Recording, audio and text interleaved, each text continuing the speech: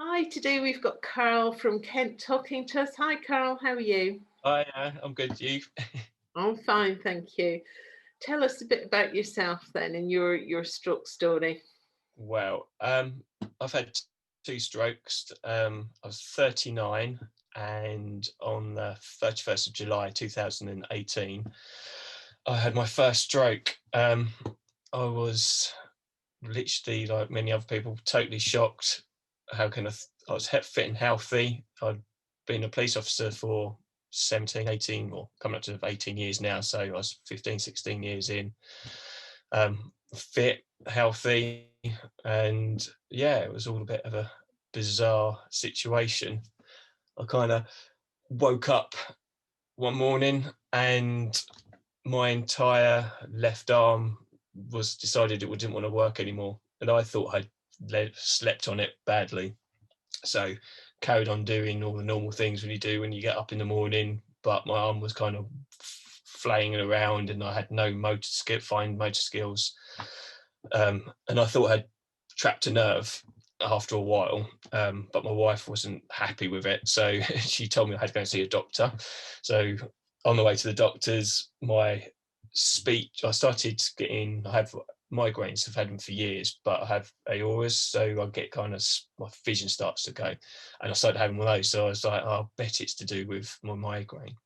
But then my speech started to go, and my wife did the classic wife thing and phoned my mum and told me to talk to my mother on the phone, and she was like, no, I'm not right, and I had to go to A&E straight away. So I got rushed to A&E, who were brilliant. I saw a stroke nurse straight away who done the assessment and showed that I was scaling, and I had to have a CT scan, um, and that came back as negative. So they then started thinking it was caused by the migraine. So I was put back into A&E system.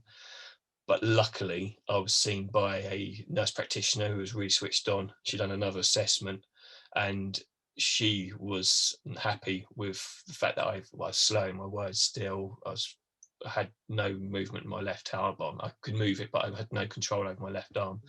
Um, and she called the stroke um, unit, who sent a consultant down, and he came and seen me, done my assessment. He's like, I'm not happy, and physically grabbed hold of me, walked me over to the MRI machine, and I had a MRI scan, and it showed that I had two areas of my brain that had been damaged from the stroke, which was the most shocking thing, as you can imagine. I remember sitting outside waiting for my wife because she had to go off and pick the kids up because they were at a sports club at the time, and thinking, what the hell has just happened, and having even sitting there sob a little cry because it's the most shocking thing ever. Mm. um, so yeah, I've got assessed up into the stroke unit, and they done assessments and sent me home with medication. And I'm really lucky in what area I was. The next day I had a physio came and saw me working on my arm. And then 2 days later I woke up and I couldn't walk particularly well as I was coming down the stairs, and I felt odd. So I kind of turned around to my wife and said, I'm not feeling great. My leg feels weak. So off in the car again to A&E. I got admitted straight away, and I was in there for 5 days, which was a bizarre experience. I think the youngest person there was 60, 65 Mm. years old. So I was quite young by a long way. And I felt like a bit of a fraud because obviously they were quite seriously ill, whereas I was still able to move around, even though with a limp, and I could have a conversation with people, but slowly. Um, but I had an MRI whilst there, and it showed that I had another stroke. So in total, I think I had 4 areas of my brain damage. I think 3 in the parietal lobe, and one or maybe 2 bits in the frontal lobe. So I was discharged and then carried on seeing a physio who, luckily for me, she had just come from Headway, and she was really switched on and she was talking to me about certain things, and she basically said that I should see a neuropsychologist. And so she referred me to the neuropsychologist on the neuro rehab team. I also saw a speech therapist as well, because they thought I had aphasia, but it turns out the damage is actual processing more than it's slightly different. It's more my brain's not processing the words than me not actually being able to physically say them or understand them. So I was under her. I've been under her care for, I think it was a year and a half. The neuropsychologist, and she was brilliant. I got my arm and hand thing came back within a week. My left leg, even now, if I'm sat on the floor and I can't lift my left leg up, I have to use my stomach muscles. I haven't got actual some of the hip muscles won't work. So, but it's a huge change in my life. I was a police officer. I was a highly trained police driver, doing all the cool stuff you may have seen on TV, where you get high speed pursuits and then they box them at high speed. I was trained to do that. One of not many in the country. I think there's not many of us around, and I really enjoyed it. And now I'm 18, well, 2 years later, I'm unable to work, even though I'm look physically fine. I have severe cognitive fatigue, which causes me to have nausea, headaches, to the point where I can't hold a conversation with my wife. I get it's caused huge issues with my entire world has changed from doing the job which I loved and really enjoyed. That's coming to an end because I can't do it anymore. I can drive. I'm lucky enough that DVLA allowed me to keep my license, but I don't really drive more than 15-20 minutes at a time. I can't drive in areas which I know are going to be busy because I know that I'll get tired very quickly, and probably I am safe to drive. It's just that I'm just don't like the thought of that I'm not as a higher level. I'm not as good as what I used to do. If that makes sense. But yeah, a huge difference in my entire life. Kind of trying to learn and manage the ability, like what I was finding and what my neuropsychology was great with me, was teaching me that I was having massive highs and lows. So I was having these peaks. So I feel brilliant and doing what everyone does when you're feeling brilliant. You push yourself and you end up doing too much, and then you end up crashing, but you end up feeling absolutely awful. And these were happening daily. So I push myself too much. I'll be doing too much, and then I won't be able to hold a conversation with my wife. I'll go grey. I won't be able to use my hand. The feeling will start going and it'll be like numb. Let alone the dizziness, the nausea, and then eventually I'll have severe migraines, which will last 2 or 3 days, and then the knock-on effects from that. I still have the feelings afterwards. For probably take me about a week, maybe 2 weeks to get over like a massive migraine. And what Lorna taught me is that I need to learn the signs. So when I was getting nauseous and dizzy, I would basically I don't do as kind of rest, and that's all I can really do. But now I'm in that kind of nice point where I feel quite normal, even though I'm not, if that makes sense. Yeah. I think if I was to look back at myself a few years ago and put myself in the same situation I am now, you'd notice a huge difference. But because I'm used to it and now I'm good at managing my time, I'm able to achieve quite a lot.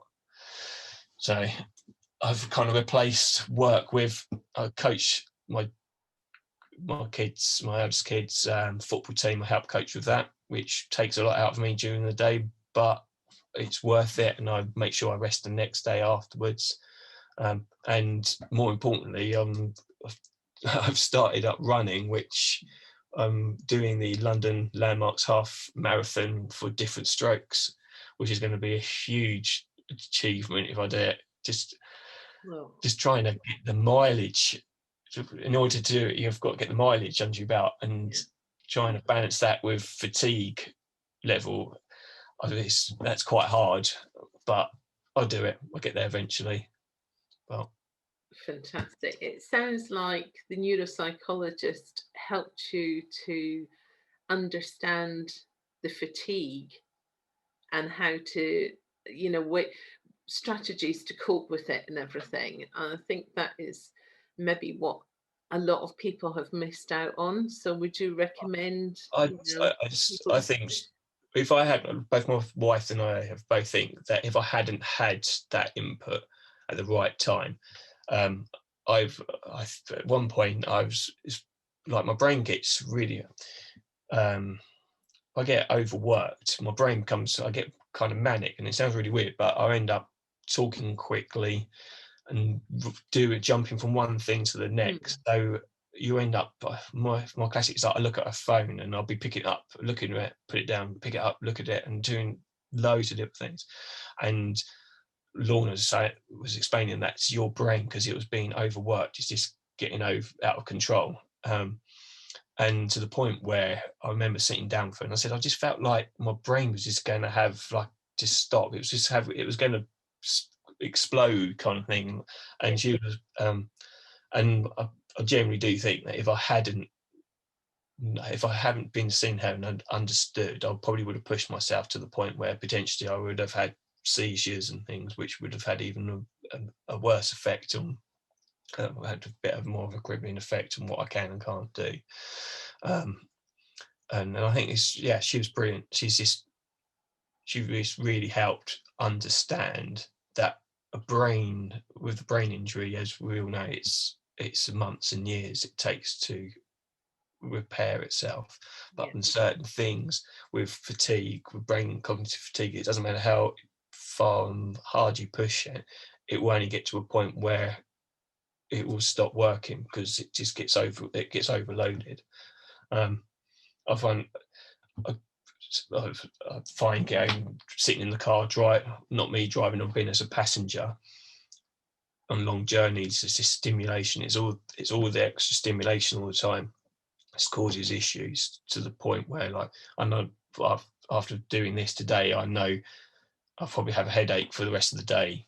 I won't be able to have a commute. I won't be able to function much tonight. I won't be able to talk, and I know at probably 3 o'clock in the morning I'll be wide awake because your brain just will wake me up, and that's basically what happens because I get overstimulated. Your brain, when you're asleep, works its way through what's been going through the day, and it wakes itself up because it's working too hard. Because of brain damage, you would have thought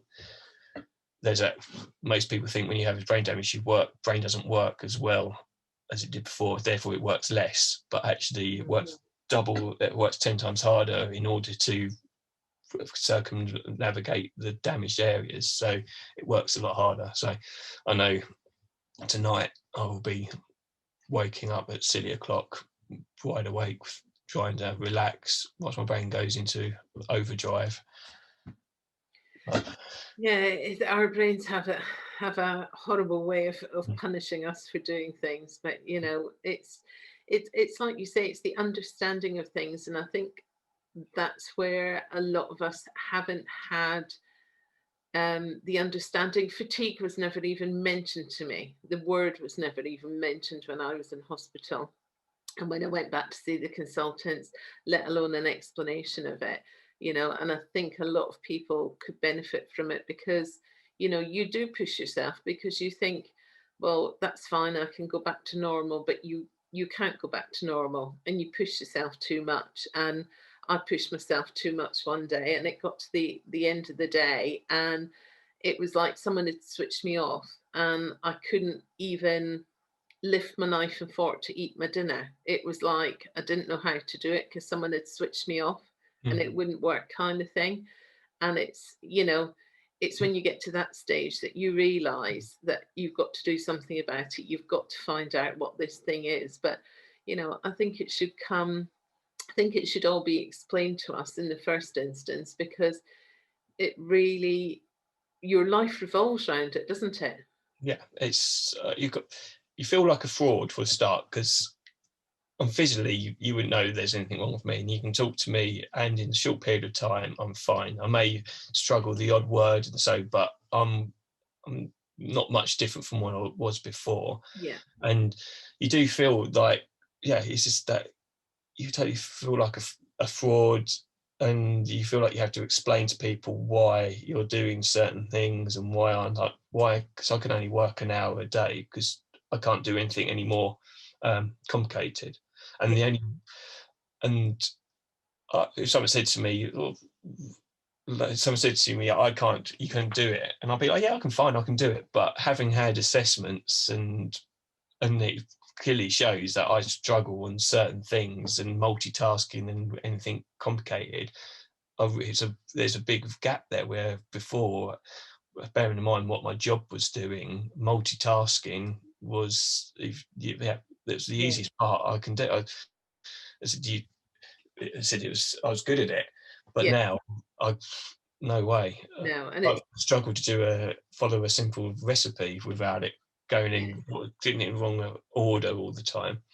Um, but as I said, I was incredibly lucky that we've got, I've had a neuropsychologist, which I've been able to see, but then the doctor, my GP, and I've even seen, I'm under an occupational health doctor, and they're not aware of cognitive fatigue. It's so, and it's, and which makes things hard if you've got professionals who are still not switched on and yeah, aware of it. It makes it quite hard for you to explain to people, and like, you do feel like you're making it up, if that makes yeah. sense. It is a hard thing to explain. One of our volunteers says he explains it to people. It's not his when he says he's tired, it's not his body that's tired, it's his head that's tired. Mm. And I think, that's quite a good way to put it, because when you go you're tired or you're fatigued, other people can go, "Oh yeah, I get tired." But it's not the same kind of tiredness. No. And it is hard to explain to people that don't understand it. But how have you got on in lockdown? First lockdown, you've got young First, children? first lockdown, I've got two boys, one who's 12 and one's 10. First lockdown wasn't too bad. I struggled with, my eldest was at school because he was in the age group to be at school, but I really struggled to help my youngest. But because of the, the school were aware of my situation, they were really good, and he went into, he was at school, which was quite good. It helped me.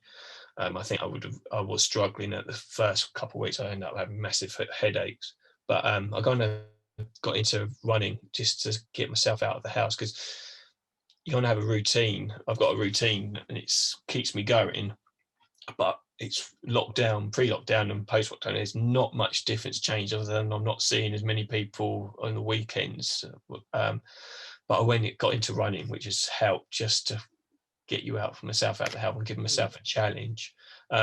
This time round, this latest lockdown, um, but both kids are at home, and it is a struggle. It's more of the constant noise of people in the house. It's that stimulation. You don't, you before my strokes, I was able, obviously you filter it out, you don't notice it, but now there's that ability to filter is totally gone. So having someone in the house all the time, I know it just gets really, really tiring. And it is a struggle. And I was actually talking to my wife about it last night, and we both think that I've gone backwards.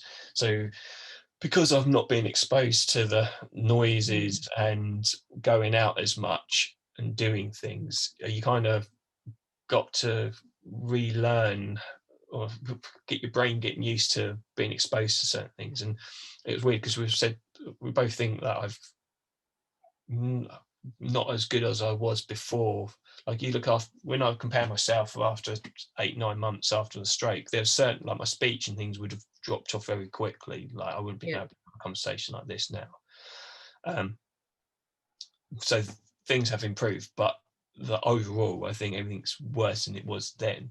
But I think it's because, as I was saying before, I've learned them. I've been able to manage it better, even though it's like I'm probably at a higher level, like constant, than I was before. But it just it's quite noticeable that I'm not doing as much as I was doing before and having issues with certain things. But I think that is a lot of that's down to the fact that lockdown has prevented that social interaction with other people and being out in the street and going out in the car, even going to like the pub every now and then.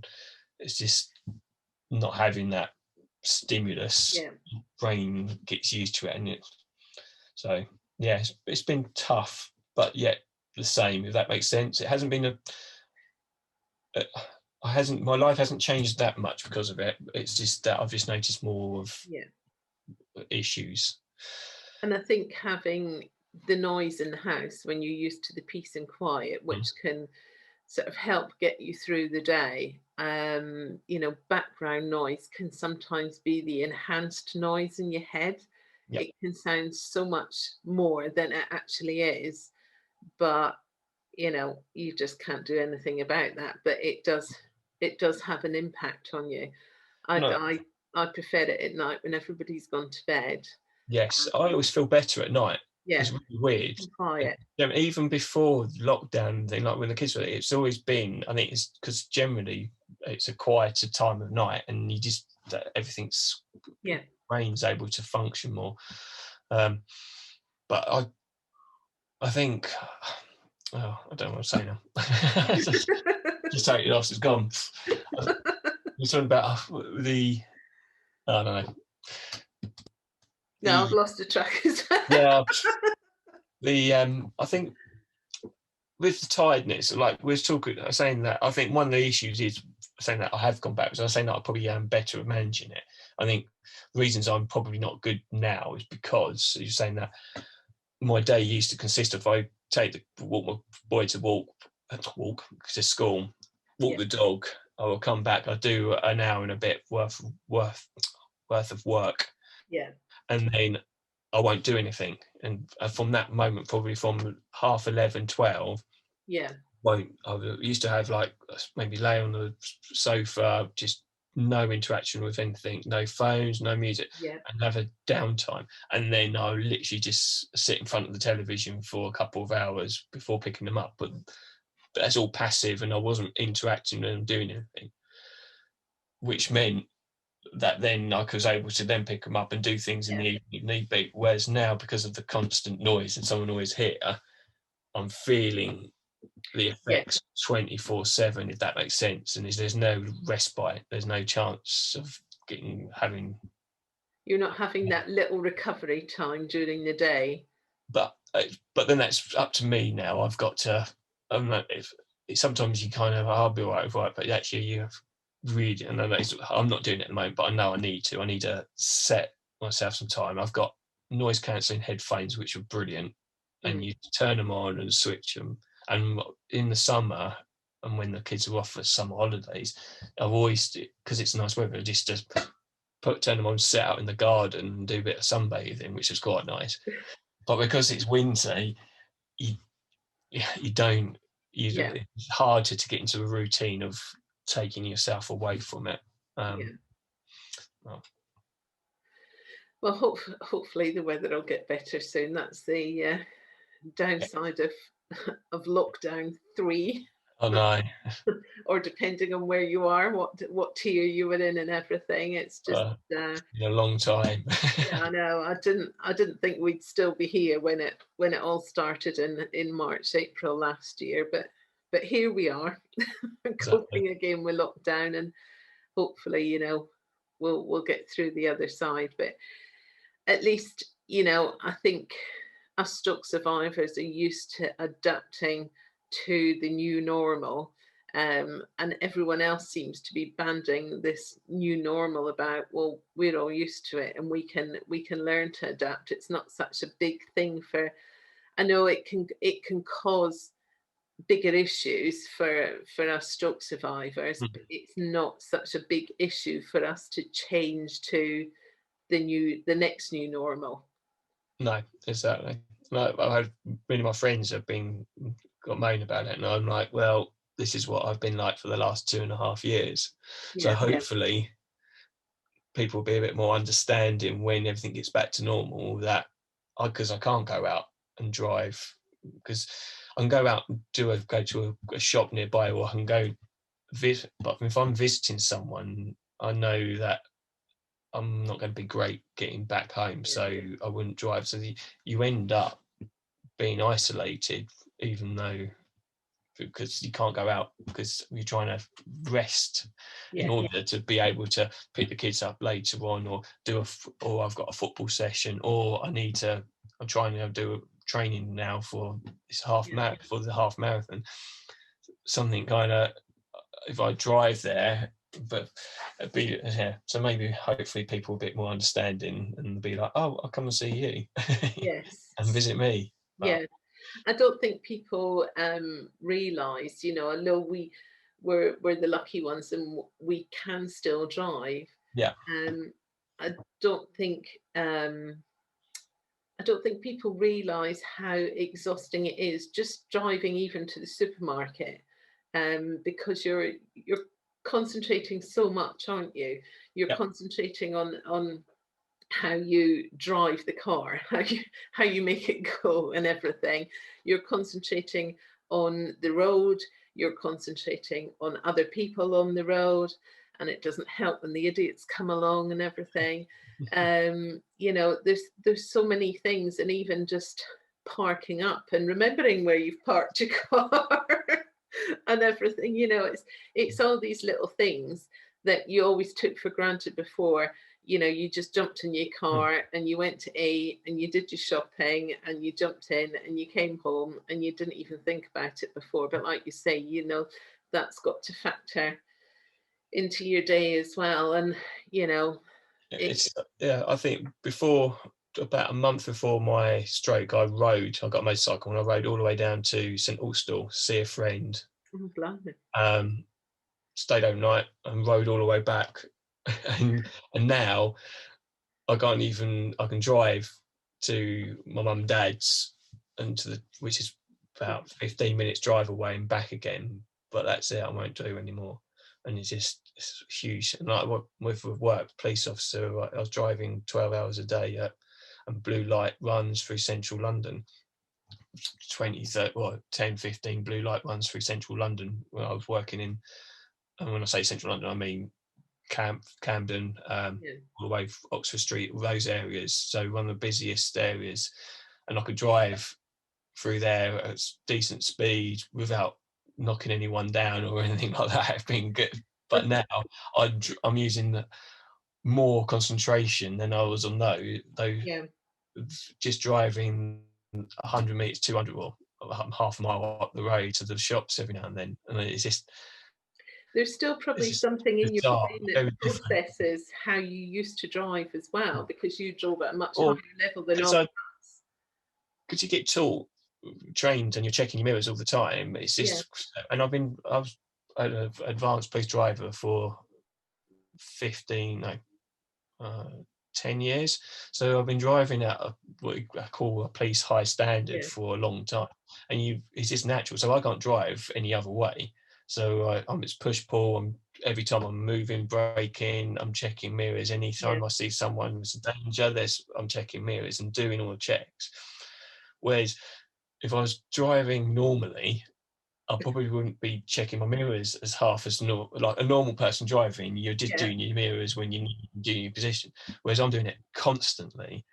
It probably tires me out more, if that makes sense. So if I, yeah, yeah, definitely. because Yeah, you're used to, and that's the way you got drilled into you for so many years, and in order to do this, you had to do it that way. Um, but no, it's a massive culture shock. My wife now is the main breadwinner, and she goes to work as a secondary school teacher, and I'm at home doing the kiddie stuff and taking the kids to school, picking them up, which total role reversal. Um, but it's a huge change in my life, as I say, just a little bit. But I'm incredibly lucky that I can talk to you and I'm on here like this. Physically, I've got my issues, but I can overcome most of it. It's not, that doesn't hold me back from what I'm trying to achieve. Um, and I said, it's unfortunately there's a lot of people who are not in a as lucky situation as I am. Um, Well, that's it. And I think any physical issues tend to come as a result of tiredness. And if we're all, trying to manage that tiredness, fatigue, and what have you, it can help. It's just how do you find running affects your fatigue since you're in um, training for What's the oh, half marathon? yeah, with the training. Me and my mate Dom are going to do it for different strokes. He lives literally across the road from me, so he's a running coach, so he's quite good. He Oh, gets that's me out. handy. Yeah, very handy. Um, but I'm all right. I just I found I'm incredibly lucky that we've got fields and things. I say fields, more like puddles at the moment, big bogs, but around where I live. So we tend, whenever I go for a run, we tend to go over the field, so everything's quite quiet. Yeah, Running, because of the weather, has been absolutely horrific recently. We've been running more on the roads, so uh, it's more, some of the issues been cognitive. Having the cars drive past, that was quite tiring, yeah, which I kind of, it wasn't a shock, but for me it's like something else to deal with. And then my physical side, because I've got damage to these hip muscles because of one of the top got damaged during the strokes. I find that it weakens, and I imagine what's happening is a lot of muscles are working extra hard to compensate for this one's not yeah, working. I end up kind of plodding after a while. But then I said, it's getting better. I said, we're doing 11k now, so I've just got find another 10k in the next few months, but it'll be fine. And then we got, but then I'm my wife's really understanding, and I'll go for my runs, and then I'll be on the sofa for the rest of the day, and the next day I'll probably go for a dog walk, but I yeah, won't do much more than that, and then just totally rest. But I go through days, so because everyone gets tired, everyone wakes up and he feels tired, and it's trying to remember. I just kind of not remember, but understanding is that some days I'm tired and it's natural, like everyone else gets tired, and sometimes you just push through, you'll be all right. And there's other days I wake up and I'm exhausted, and that's the exhaustion where I've struggled to walk up the flight of stairs and everything's protected, and then there are the days I know I have to not do anything, because all that happen is it just prolong. yeah, I end up feeling like that for 2 or 3 days. So if I have a proper rest,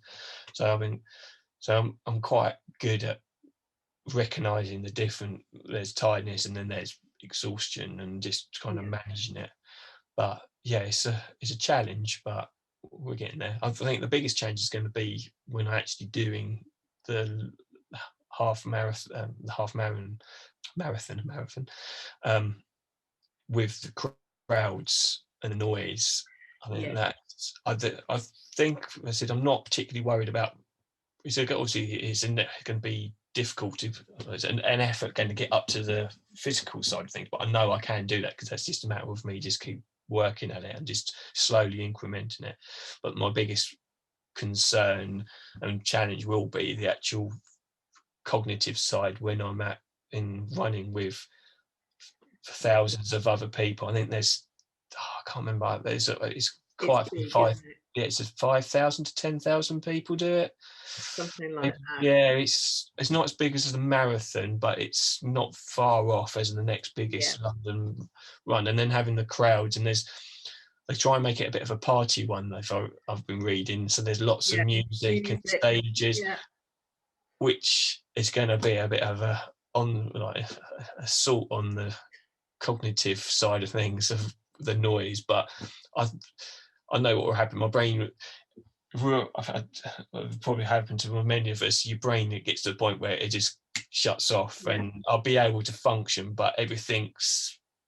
It sounds weird. You yeah. kind of inside yourself, and everything's a bit hazy, and you kind of just get on with it. And I know that probably end up happening, but I've got my, I hope there's four others. I think there's three others running for different strokes. So I don't. Hopefully, we'll be able to jeer each other along and keep each other going for it. So Oh, that's brilliant. That'd be good. And even we know now, even if the real event gets cancelled and it goes to virtual, you can still run it exactly, virtually, whether it's where you live or in London, depending on on what lockdown does. yeah. And I'm pretty. As I said, worst case scenario, we have to do it virtually. Hopefully, we'll be able to hold off until we can do stuff in London if we have to do it virtually. I'm only 45 minutes away from central London, so I'll, I'll definitely do it there. I just look like a weirdo running through the streets.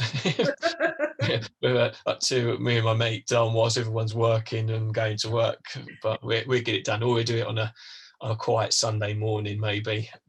But no, whatever happens, I'm gonna definitely achieve it. It's something to look forward to because That's it. lockdown's a bit rubbish. I said work for me is coming to. I know my career as a police officer it's already ended, but officially it's going to come to an end in the next few months, and that's going to be a bit of a mental kind of.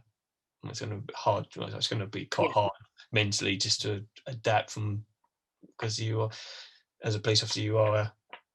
It's something you are, then something you do, if that makes sense. So, but no, it's given me something to look forward to and something to achieve. And you never know, it may lead on to a marathon in years to come. So I'll just get this first one done first. don't joke about it. It's the slippery slope. I know this is my friend Dom. He's done ultra marathons and all sorts. So Oh and gosh. he started off just doing like I did. I did 0 to 5k and then did that, and then I was like, I do 5 to 10k, and now we'll see, we'll see. Oh. Well, quite happy to cheer you on, but certainly won't be joining you. Running's not my thing. So, well, we wish you all the best for Thank you the very much. marathon and everything. And thank you very much for talking to us today. No, it's been a pleasure. My pleasure. We'll, Thank you. we'll speak to you soon. Thanks. Bye. Bye.